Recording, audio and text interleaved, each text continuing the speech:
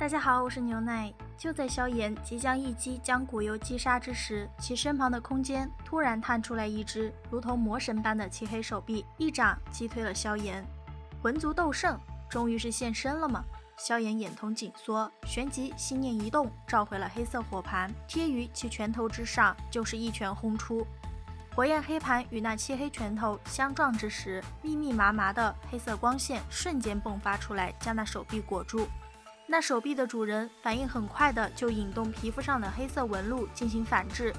黑色纹路与黑色光线的对碰是在无声中进行的，两者同时湮灭时，那黑色手臂突然猛地朝前一探，将那火焰黑盘生生震退，旋即一把抓住古幽就往空间裂缝里面拖。萧炎虽然不明白手臂的主人为什么不现身，但他绝不可能让古幽如此轻易的就被救走。快步上前就是一整套的葵花点穴手戳在古幽身上，瞬间多了几个血窟窿的古幽疼得嗷嗷叫。萧炎却是已经凝聚好了能量，准备一指戳爆古幽的头。黑色手臂的主人见萧炎步步紧逼，全是杀招，当下就怒喝道：“你这小辈居然敢得寸进尺！”旋即一只手用力拽回古幽，另一根手指迅速探出，与萧炎的那一指对上。两指相对间，一股让人惊骇的可怕能量风暴顿时自双指处席卷而开，其周身100丈之内的虚无空间尽数崩塌。巨大的冲击令萧炎急退了好几步之后才稳住了身形。那漆黑手臂的主人此时也并不好受，看着那已经变得紫红的手指就知道了。小辈休要得意，让你强到如此地步，的确是我魂族失策，但莫要以为到了斗圣，我魂族便拒了你。想要救你父亲肖战，便来我魂界，老夫等着你。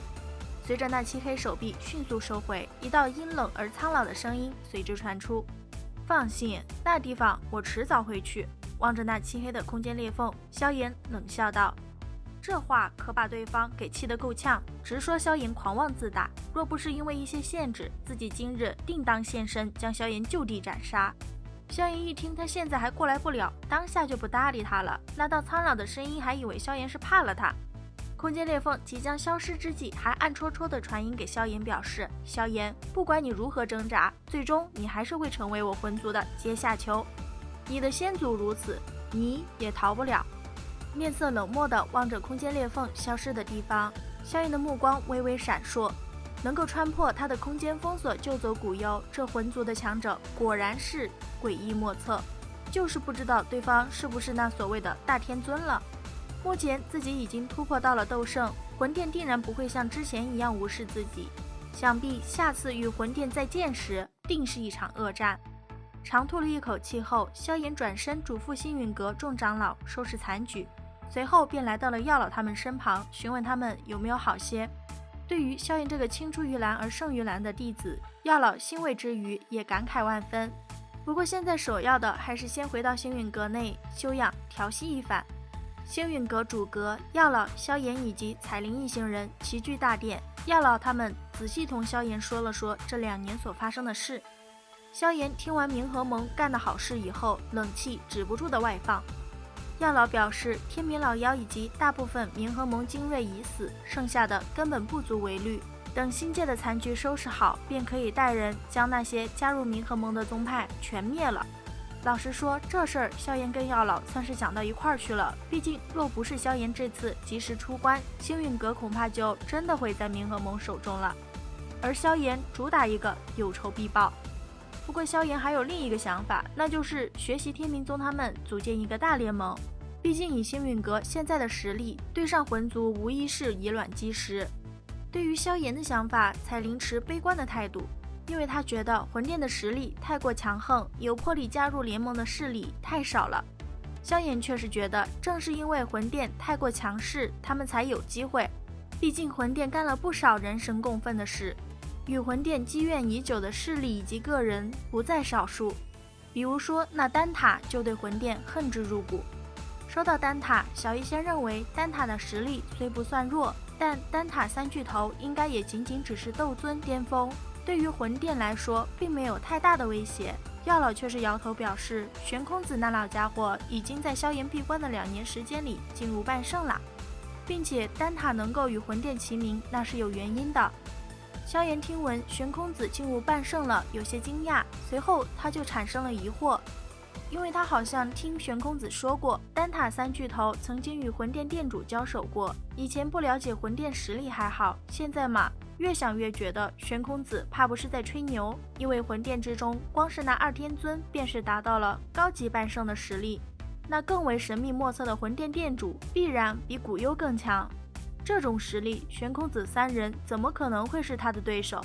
对于萧炎的疑惑，药老很快就给出了答案。原来丹塔三巨头当初并非是同魂殿殿主本尊打的，仅仅只是魂殿殿主的一道灵魂附在一位魂殿强者身上，与他们交过手而已。而且即便如此，那三个家伙也是惨败的厉害。说到这里时，药老一边忍不住的笑，一边叮嘱萧炎不要当着他们的面主动提及，免得他们难堪。随后药老又同众人说起了丹塔的隐藏实力，那就是丹塔之中还有着一个小丹塔，能够进入这小丹塔的人并不多。